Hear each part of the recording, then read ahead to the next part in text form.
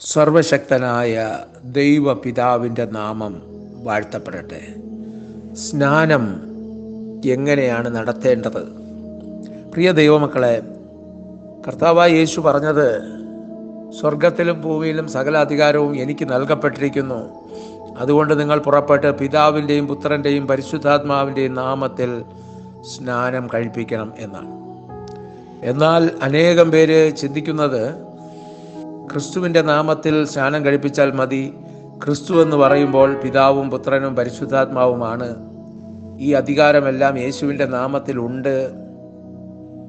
അപ്പോസ്തല പ്രവൃത്തിയിലെല്ലാം നമ്മൾ നോക്കുമ്പോൾ യേശുവിൻ്റെ നാമത്തിൽ സ്നാനം കഴിപ്പിച്ചു എന്ന് അവിടെ പറഞ്ഞിട്ടുണ്ടെങ്കിലും, യേശുവിൻ്റെ നാമത്തിലുള്ള സ്നാനം എന്ന് പറഞ്ഞാൽ അതിൻ്റെ അർത്ഥം പിതാവിൻ്റെയും പുത്രൻ്റെയും പരിശുദ്ധാത്മാവിൻ്റെയും നാമത്തിലുള്ള സ്നാനം തന്നെയാണ്. കാരണം രക്ഷയുടെ പദ്ധതി 3 വ്യക്തിത്വങ്ങളിലൂടെയാണ് നിലനിൽക്കുന്നത്.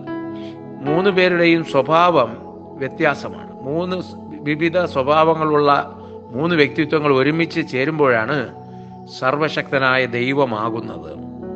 അത് മനസ്സിലാക്കി വേണം നമ്മൾ സ്നാന ശുശ്രൂഷ ചെയ്യുവാൻ. കാരണം ദൈവപിതാവിൽ നിന്ന് ദൈവഹിതം മനസ്സിലാക്കണം, യേശു ക്രിസ്തുവിൽ നിന്ന് ദൈവപിതാവിൻ്റെ ഇഷ്ടം ചെയ്യുന്നത് മനസ്സിലാക്കണം എങ്ങനെയെന്ന്.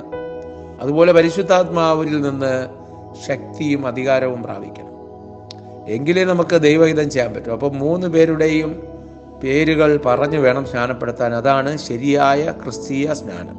അങ്ങനെ ജലത്തിൽ മുങ്ങി പൊങ്ങുന്ന ആ സ്നാനമാണ് യഥാർത്ഥ സ്നാനം, ദൈവം അംഗീകരിക്കുന്ന സ്നാനം. ഹല്ലേലൂയ, സ്തോത്രം.